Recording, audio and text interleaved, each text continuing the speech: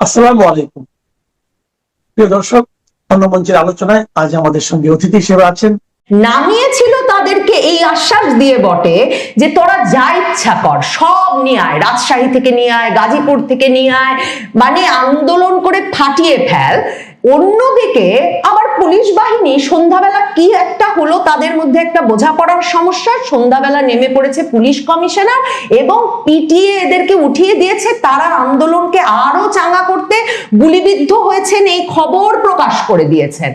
তারপর দেখেন যে সরকারও তাদের পক্ষে নাই, সরকারও বলছে এবার উঠে যা। তখন তারা তত্ত্ব নিয়ে হাজির হয়েছেন, শাহবাগ ভর্তি নাকি ছিল শুধু আওয়ামী লীগ আর আওয়ামী লীগ আর আওয়ামী লীগ। ঢাকায় শাহবাগকে কেন্দ্র করে বৃহস্পতিবার বিকেল সন্ধ্যা রাত থেকে শুক্রবার মধ্যরাত পার করে এমন জমজমাট নাটকের ব্যবস্থা করা হলো যে মানে ফেসবুকে রিল দেখতে দেখতে চোখ ফেরানো মুশকিল হয়ে গেল। মানে বাংলাদেশে একটা যে প্রশিক্ষিত আন্দোলন বাহিনী তৈরি হয়েছে, সেই আন্দোলন বাহিনীর সকল তারকা মুখেরা উপস্থিত ছিলেন এই আন্দোলনে। মানে যমুনার সামনে যে নাটক শুরু হয়েছিল বৃহস্পতিবার সন্ধ্যার দিক থেকে, সেই আন্দোলন শুরু করেছিল ইনকিলাব মঞ্চ। সবসময় মনে রাখতে হবে যে হাদির মৃত্যুকে ঘিরে আপনার যতই আবেগ থাকুক না কেন, ওসমান হাদিকে আমরা চিনেছিলাম যখন তিনি ইনকিলাব মঞ্চ গড়ে তোলেন বাংলাদেশ জুড়ে ফ্যাসিবাদী আর ফ্যাসিবাদীদের দোসরদের সকল স্থাপনা ভেঙে গুড়িয়ে দিতে। ধানমন্ডি 32 নাম্বার থেকে শুরু করে মুক্তিযুদ্ধের সকল স্মারক ভেঙে গুড়িয়ে মিশিয়ে দিতে। এবং আমি যদি ব্যক্তিগতভাবে আমার কথা বলি, ওসমান হাদির সঙ্গে আমার পরিচয় ওই ভাইরাল ক্লিপের মাধ্যমে, যেখানে উনি উনার যে নিজস্ব ভাষা, সে ভাষায় বলছিলেন যে এইসব আর চলবে না। এই যে বিনা পয়সায় যেখানে সেখানে ইনকিলাব মঞ্চকে ডাকা হবে আর ইনকিলাব মঞ্চ গিয়ে ভেঙে ছুড়ে গুড়িয়ে দিয়ে আসবে, এসব আর চলবে না। এখন থেকে তাদেরকে পেমেন্ট করতে হবে, টাকা দিলেই তারা শুধু ভাঙতে চুটতে ঘুরতে যাবেন। তো এহেন ইনকিলাব মঞ্চের নেতা শরীফ ওসমান হাদি গুলিবিদ্ধ হয়ে দুঃখজনকভাবে মৃত্যুবরণ করার পর মানে ইউনূস সরকার, তাদেরই যে সরকার, সে সরকার এবং সে সরকার প্রধান ডক্টর ইউনূস মানে বিরাট জানাজায় দাঁড়িয়ে বলে এসেছিলেন যে হাদির হত্যার তদন্ত একেবারে তার সরকারের প্রায়োরিটিতে আছে। কিন্তু এখন পর্যন্ত কোনো রকম বিচার আচারের তারা চেষ্টা করেন নাই।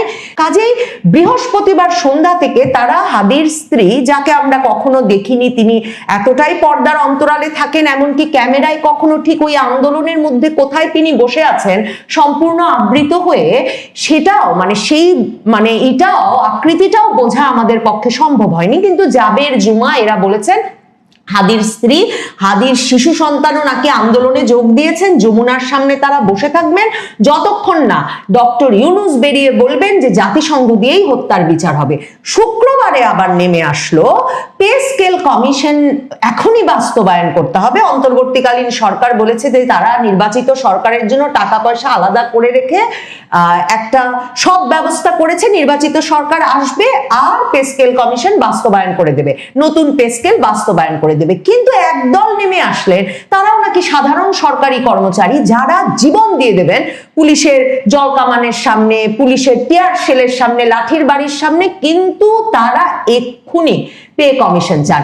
2024-এর জুলাই আগস্টের প্রশিক্ষিত আন্দোলনকারীরা যে রাস্তায় নেমে এসেছিল, রিল দেখতে দেখতে আমার মতো আপনাদের মনেও সে সন্দেহ হওয়ার কথা। কারণ ওই সাধারণ সরকারি কর্মচারীদের মধ্যে এমন ব্যক্তিকে দেখা গেল যিনি ধেয়ে আসা পুলিশের সামনে বুক চিতিয়ে আবু সাইদের মতো দাঁড়িয়ে গেলেন। এবং আরো আশ্চর্য, সেই সাধারণ সরকারি কর্মচারীর স্ত্রী কোথা থেকে জানি উদিত হলেন, তিনি আবার স্বামীকে বাধা দিতে গেলেন, স্বামী তাকে সবার সামনে থাপ্পড় বসিয়ে দিলেন। এবং তারপর যে রিল ফেসবুকে ঘুরছে, সেখানে দেখা যাচ্ছে ওই স্ত্রী মানে কাঁপতে কাঁপতে, রাগে কাঁপতে কাঁপতে বলছে যে উনি সবাইকে দেখে নেবে, এই ইন্টারিমকে দেখে নেবে, পুলিশকে দেখে নেবে, প্রশাসনের 12টা বাজিয়ে ছাড়বেন, নারায়ে তাকবীর যদি উনার স্বামীর কিছু হয়। মানে এইরকম যে আন্দোলনে মানে অকুত ভয়, স্বামী স্ত্রী বাংলাদেশে কিংবা সন্তান মা বাংলাদেশে, এটা কিন্তু আমরা 2024-এর আন্দোলনের আগে দেখি নাই। মনে আছে ভাই বোন, মানে একেবারে পরিবার নিয়ে তারা হাজির হচ্ছেন, তারা মানুষের সামনে থাপড়াথাপড়ি করছেন, আবার তারা বলছেন স্বামীকে যদি কিছু হয় প্রশাসন তারা শেষ করে দেবেন। এই আন্দোলন পুরো দিন চলল, পে কমিশনের নাটকীয় আন্দোলন। যেই সরকারি কর্মচারীরা কিছুতেই ঘরে ফিরবেন না, বুক চিতিয়ে দাঁড়িয়ে থাকলেন পুলিশের সামনে, আজ মরবেন না হলে পে কমিশন বাস্তবায়ন করে ছাড়বেন, মানে বোঝেন অবস্থাটা। তারপর আবার বিকাল থেকে শুরু হলো হাদি মঞ্চ, ইনকিলাব মঞ্চের উত্তেজনা। সেখানে এসে উপস্থিত হলো ওই যে পরিচিত মুখগুলা, দেখেন রাকসু জিএস, রাজশাহী ইউনিভার্সিটির জিএস সালাউদ্দিন আম্মার, যিনি পুরো রাজশাহী বিশ্ববিদ্যালয়টাকে মানে তার শিক্ষক ছাত্র ছাত্রীদেরকে একটা মানে ভয়ের পরিবেশ সৃষ্টি করে পুরো নিয়ন্ত্রণে রেখেছেন। কার চাকরি থাকবে কার থাকবে না, তারেক রহমানের ওখানে পোস্টার ঝুলবে কি ঝুলবে না সবকিছু ঠিক করছেন রাকসু জিএস সালাউদ্দিন আম্মার। এই মানে প্রবল প্রতাপশালী ছাত্রনেতা চলে এসেছেন হাদি মঞ্চে। জাবের, জুমা এদেরকে তো চিনি আমরা, মানে চিনেছি, আর স্ত্রী আছেন হাদির, সে কথা তারা জানান দিলেন।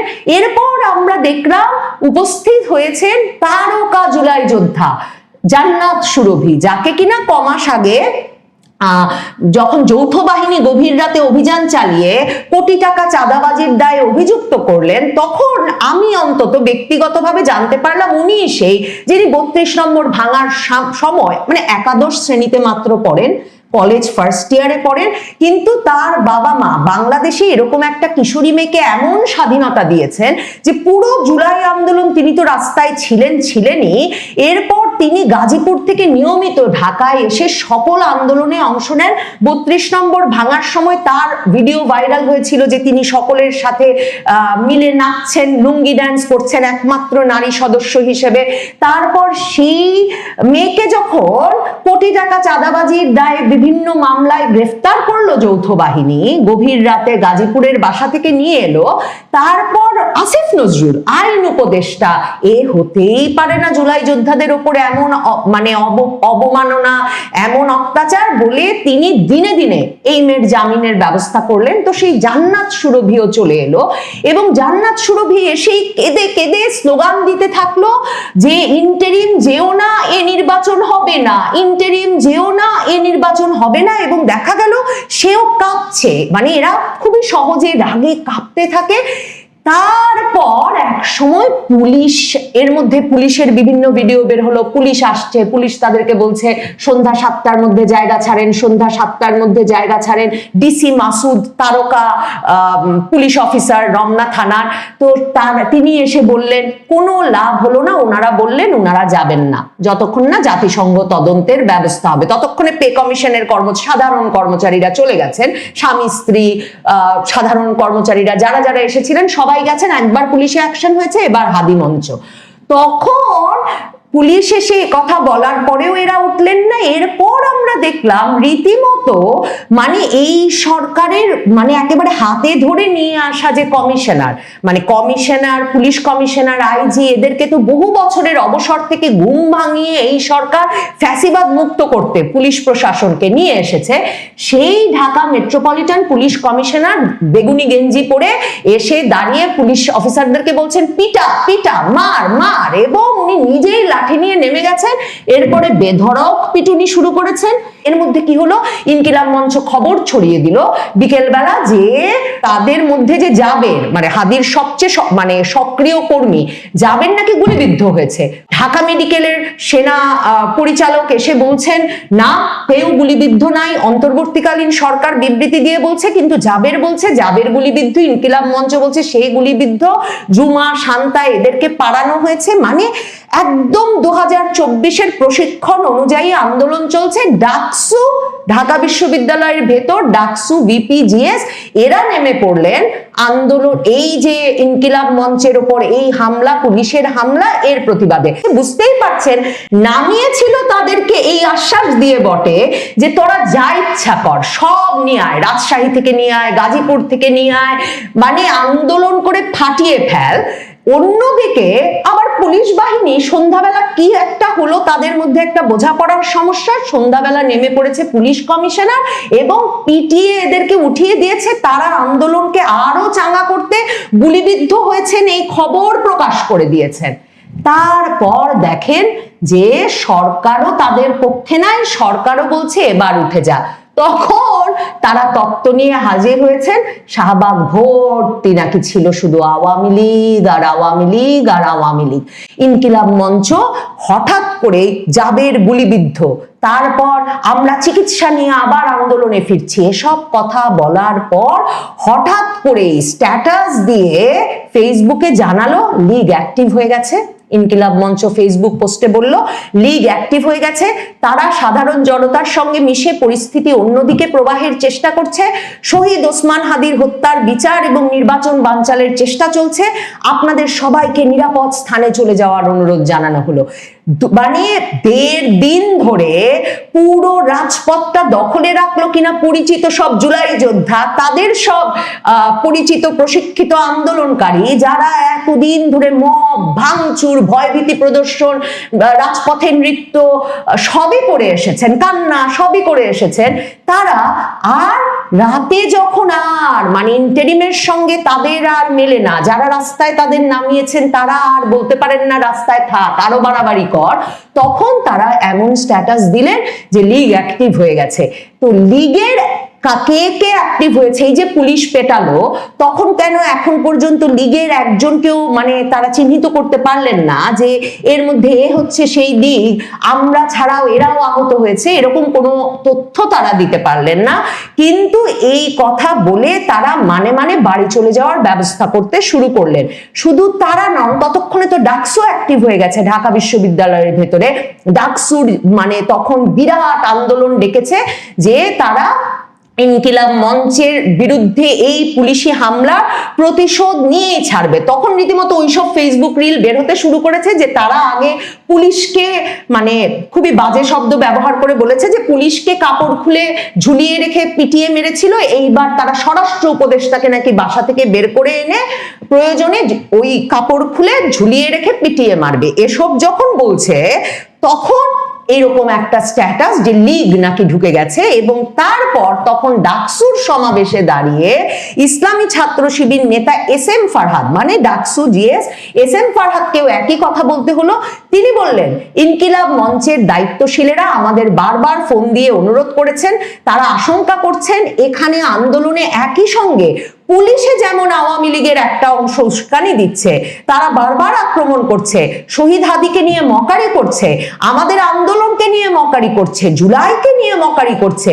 সেই একটা গুপ্ত অংশ যারা আওয়ামী লীগ ছিল, আওয়ামী লীগের অংশ ছিল, তারা পুলিশে রয়ে গেছে। ঠিক একই সঙ্গে শাহবাগের জমায়েতের মধ্যেও আওয়ামী লীগের একটা অংশ সেখানে অংশ নিয়ে তারা এই আন্দোলনকে নস্যাৎ করে দেওয়ার ভিন্ন পথে পরিচালিত করার চেষ্টা করছে। মানে এত বেছে বেছে পুলিশ অফিসার নিয়োগ করা হলো, এবং বিশেষ করে ঢাকার রমনা মানে যেটা ঢাকা বিশ্ববিদ্যালয় এলাকা, শাহবাগ এলাকা, যমুনা এলাকা সব কন্ট্রোল করে, সেখানের পুলিশের মধ্যে কিংবা অবসর থেকে ঘুম থেকে জাগিয়ে আনা কমিশনারের মধ্যে সবখানে আওয়ামী লীগ দেখা শুরু করলেন। তারপরে রাতের বেলা এই ডাকসু জিএস ইনকিলাব মঞ্চ সবাই, পুলিশেও আওয়ামী লীগ, আবার সমাবেশে সাধারণ জনতার মধ্যেও মিশে গেছে আওয়ামী লীগ। তার মানে তো আওয়ামী লীগের পক্ষে এখন যে কোনো কিছু করা সম্ভব। মানে এটা যদি এই তত্ত্ব যদি সত্যি হয়ে থাকে তাহলে কিন্তু যে কোনো কিছুই করা সম্ভব আওয়ামী লীগের পক্ষে, সে কথাটাও মাথায় রাখতে হবে।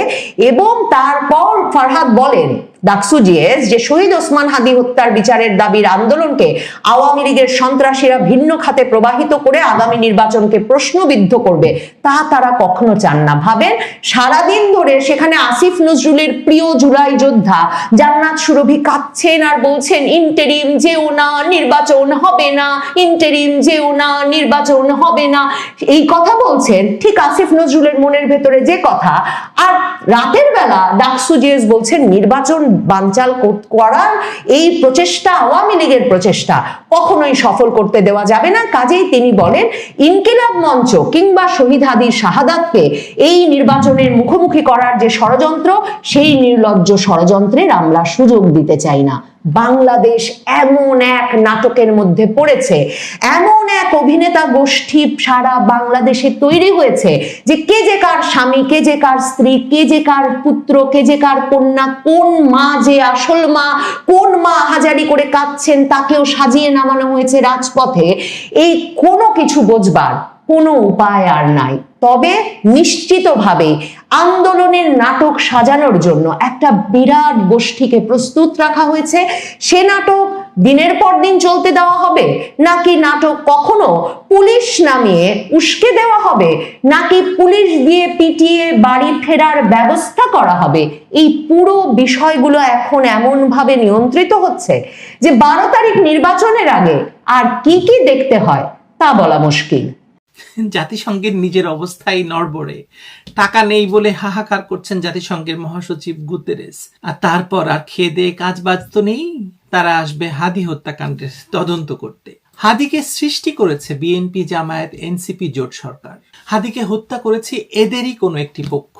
এখন আবার হাদি হত্যার তদন্ত জাতিসংঘকে দিয়ে করানোর দাবি নিয়ে রাস্তায় নামিয়ে এই 3 দলীয় জোট সরকারের কোনো একটি পক্ষ আরো কিছুদিন ক্ষমতায় থাকার পায়তারা শুরু করেছে। কারণ জাতিসংঘ যে এরকম একজন হঠাৎ হওয়া নেতার রাজনৈতিক হত্যাকাণ্ড নিয়ে তদন্ত করবে না, সেটা যারা মাঠে নেমেছে তারা যেমন জানেন, যারা তাদেরকে নামিয়েছে তারাও জানে। কিন্তু তারপরও তারা মাঠে, তাদের সঙ্গে বৈঠক করে সরকারের একজন প্রভাবশালী উপদেষ্টা আদিলুর রহমান শুভ্র বুঝিয়েছেন যে জাতিসংঘের অধীনে তদন্ত চেয়ে মাঠ গরম করতে হবে তোমাদের। উদ্দেশ্য কি আদিলুর রহমান শুভ্রর? ইনকিলাব মঞ্চকে যমুনার কাছে আসতে দিয়ে, রাতভর থাকতে দিয়ে, সকালে পিটিয়ে তুলে দেওয়ার কাজটিও এই শুভ্র এবং ইউনুসের মাথা থেকে যে আসেনি, সেটা আপনি বিশ্বাস করেন? আমি করি না। কেন ইনকিলাবকে নামানো হলো, আর কেন নামালো শুভ্র, আর কেন ইউনুসের নির্দেশে তাদেরকে পেটানো হচ্ছে, আসুন বোঝার চেষ্টা করি।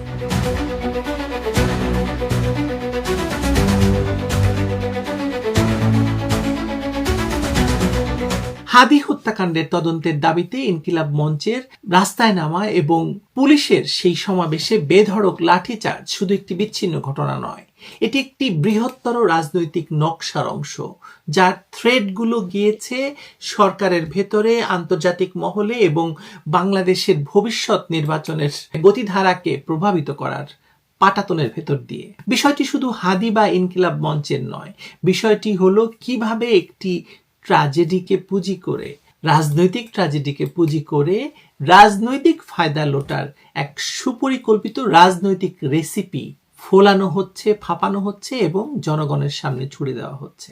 জাতিসংঘকে নিয়ে যে দাবি করা হচ্ছে তার আন্তর্জাতিক প্রেক্ষাপটটা একবার বোঝার চেষ্টা করি চলুন। লেবাননের প্রধানমন্ত্রী রফিক হারিরি হত্যাকাণ্ড বা পাকিস্তানের বেনজির ভুট্টো হত্যাকাণ্ডের পর জাতিসংঘের যা ভূমিকা ছিল তার সাথে বাংলাদেশের এই দাবির কোনো মিল নেই। হারিরি কেসে নিরাপত্তা পরিষদের স্থায়ী সদস্যের সম্মতিতে একটি স্বাধীন আন্তর্জাতিক কমিশন গঠন করা হয়েছিল। বেনজির ভুট্টো কেসে জাতিসংঘ মহাসচিবের গঠিত প্যানেল একটি ফ্যাক্ট ফাইন্ডিং মিশন চালিয়েছিল, যার লক্ষ্য ছিল প্রাতিষ্ঠানিক নিরাপত্তা ঘাটতি চিহ্নিত করা, কোনো ব্যক্তিকে অপরাধী সাব্যস্ত করা নয়। এই দুটো ঘটনাই ছিল আন্তর্জাতিক শান্তি শৃঙ্খলা রক্ষার জন্য গুরুতর হুমকি স্বরূপ, যেখানে আঞ্চলিক এবং বৈশ্বিক শক্তিগুলোর সরাসরি স্বার্থ জড়িত ছিল। বাংলাদেশের একটি আদালতে চলমান ফৌজদারি মামলার প্রসঙ্গে, যেখানে ইতিমধ্যে আদালতের নির্দেশে অধিকতর তদন্ত চলছে, সেখানে জাতিসংঘের একটি ফ্যাক্ট ফাইন্ডিং প্যানেল দাবির পেছনে আন্তর্জাতিক রাজনীতির কোনো অদৃশ্য হাত কাজ করছে, তা মানে আপনি ভেবে দেখতে পারেন। গ্লোবাল পলিটিক্সের খেলায় লেবাননের প্রধানমন্ত্রীর জন্য যেই সম্মতি মিলেছিল, হাদি নামের একজন রাজনৈতিক কর্মীর জন্য সেটা কি কখনো সম্ভব? পুরো দাবিটা তাই গোজামিল দিয়ে সাজানো, যার উদ্দেশ্য আসলে ভিন্ন। এবার আসুন দেখা যাক ইনকিলাব মঞ্চের ভূমিকা। ইনকিলাব মঞ্চ এখন যে ভূমিকা অবতীর্ণ হয়েছে তাতে স্পষ্ট যে এটি এখন একটি প্রক্সি প্ল্যাটফর্ম। হাদি জীবিত থাকাকালে এই মঞ্চের একটি স্বকীয় পরিচয় থাকার চেষ্টা ছিল, কিন্তু বর্তমানে এটি পরিষ্কারভাবেই জামায়াত শিবিরের হার্ডলাইনারদের পরিচালনায় তারা কাজ করছে, যারা সরাসরি শিবিরের ব্যানারে কাজ করলে সংগঠনের ইমেজ হয়তো ক্ষুণ্ণ হতে পারে, তাই এখন তারা ইনকিলাব মঞ্চের ব্যানারে কাজ করছেন। এটা তাদের রাজনৈতিক কৌশল হিসেবে দোষের কিছু নয়। সমস্যা হলো তারা যে কাজটি করছে সেটা শুধু বিচারের দাবি নয়। নির্বাচনের আগ মুহূর্তে যখন গোটা দেশ ভোট এবং প্রতিশ্রুতির দিকে তাকিয়ে, তখন হাদির নাম নিয়ে সংঘর্ষ সৃষ্টি করে পুরো মিডিয়া এবং জনমনের মনোযোগ সরিয়ে তারা একটা ক্যালকুলেটেড মুভ করতে চাইছে। শাহবাগ থেকে জোর করে প্রধান উপদেষ্টার বাসভবনের দিকে অগ্রসর হওয়ার মধ্যে একটা সুস্পষ্ট উস্কানি ছিল। তারা নিখুঁতভাবে জানে বাংলাদেশের পুলিশ বাহিনী কোন পরিস্থিতিতে কিভাবে সাড়া দেয়। এতদিন ধরে 14 মাস ধরে তারা পুলিশের সাথে সাথে কাজ করছে, তারা জানবে না? তাই প্রথমে উস্কানি, তারপর পুলিশের বল প্রয়োগ, তারপর মার খাওয়ার ভিডিও ভাইরাল করে সহানুভূতি আদায়, এই রেসিপিটা তারা খুব ভালো করে জানে। আজকে ঢাকা বিশ্ববিদ্যালয় এলাকায় পুলিশের এক্সেসিভ ফোর্স ব্যবহার এই উস্কানির ফল। ঢাকা বিশ্ববিদ্যালয় এবং তার আশেপাশের এলাকা দেশের সবচেয়ে সেন্সিটিভ রাজনৈতিক অঙ্গন এখন। মানে এখানে সহজে কিছু ঘটলে তার ঢেউ দেশ জুড়ে ছড়িয়ে পড়ে। নির্বাচনের ঠিক আগে এরকম একটি সংবেদনশীল স্থানে পুলিশকে মার মুখী করে তোলার পেছনে নির্বাচন বানচালের বা অন্তত পক্ষে অস্থিরতা সৃষ্টির তো নীল নকশা মানে আছেই। আপনি এটাকে কিভাবে অস্বীকার করবেন? এই নকশার অন্যতম লক্ষ্য হলো ইউনূস সরকারের অভ্যন্তরীণ বিভাজনকে কাজে লাগানো। সরকারের মধ্যেই একাংশ নির্বাচনের মাধ্যমে ক্ষমতা হস্তান্তর চায়, আবার আরেকটা অংশ বিনা ভোটে বা কোনো না কোনোভাবে ক্ষমতার ছায়ায় থাকতে চায়। এই দ্বিতীয় পক্ষটি বিভিন্ন প্রেসার গ্রুপ এবং প্রক্সি বাহিনীকে ব্যবহার করে মাঠ গরম রাখতে চায়। প্রধান উপদেষ্টার প্রেস সচিব, যাকে আর আমরা আদর করে ডাকি প্রোপাগান্ডা সচিব অথবা ডাস্টবিন শফিক, তিনি জাতিসংঘে চিঠি পাঠানোর যে কথা বললেন তাই চাপের মুখেই। কিন্তু প্রশ্ন হলো, জাতিসংঘ কি আদৌ এই ধরনের একটি পৃথক হত্যাকাণ্ডের ফরেন্সিক ফৌজদারি তদন্ত করবে? জাতিসংঘ কোনো ফৌজদারি তদন্ত সংস্থা? এই শফিক ভালো জানেন না এটা, উনি জানেন সেটা, তারপরে উনি জাস্ট বলছেন। সাধারণত কোনো সদস্য রাষ্ট্রের বিচার বহির্ভূত হত্যা, মানবতা বিরোধী অপরাধ বা সিস্টেমেটিক অপরাধের তদন্তে তারা টেকনিক্যাল এবং লজিস্টিক সহায়তা দেয়, সরাসরি পুলিশই তদন্ত করে না।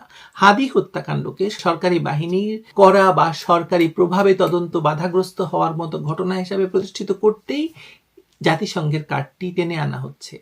আগে আমরা জাতিসংঘের অধীনে নির্বাচনের দাবি শুনতাম, এখন শুনছি জাতিসংঘ নাকি হত্যাকাণ্ড তদন্ত করবে। মানে কেমন একটা ব্যাপার ভাই।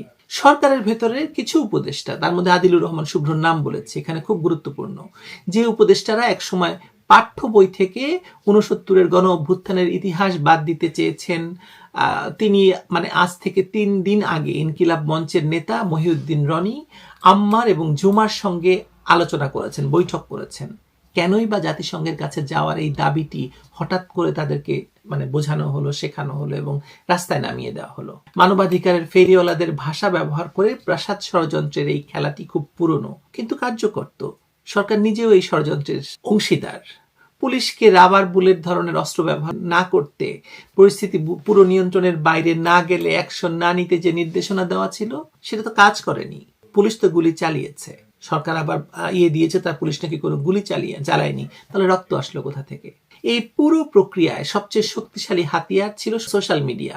ঘটনা ঘটার কয়েক মিনিটের মধ্যে শত শত বিশেষভাবে নিয়ন্ত্রিত পেজ এবং গ্রুপ থেকে পুলিশের বল প্রয়োগের ভিডিও ছড়িয়ে দেওয়া হয়েছে। এই পরিমাণ অর্গানাইজড এবং দ্রুত কন্টেন্ট তৈরি এবং প্রচারের সক্ষমতা সাধারণ আন্দোলনকারীদের থাকে না। এটি নির্দিষ্ট একটি রাজনৈতিক মহলের পূর্ব পরিকল্পিত কৌশল, যা 2024 সালের অগাস্টে কাজে লেগেছিল। তারাই করেছে এসব, তারাই করছে। মানে সরকারের ভেতরে ওই খেলায় দুটো পক্ষ, এক পক্ষ নির্বাচন চায় আর এক পক্ষ নির্বাচনের ছায়া থেকে ক্ষমতার গেম চালিয়ে যেতে চায়। ইনকিলাব মঞ্চের সঙ্গে যে উপদেষ্টার বৈঠকের কথা একটু আগে বললাম, মানে তারাই তো শিখিয়ে দিয়েছে জাতিসংঘের সঙ্গে কাজ করার জন্য। প্রাসাদ ষড়যন্ত্রের এই যে দড়ি টানাটানি, এবং আমার ধারণা নির্বাচনটাকে বাতিল করে দেবে। শাহবাগে ইনকিলাব মঞ্চের যে বিক্ষোভ হয়েছে সেটা অত্যন্ত হিসেবি একটা পদক্ষেপ।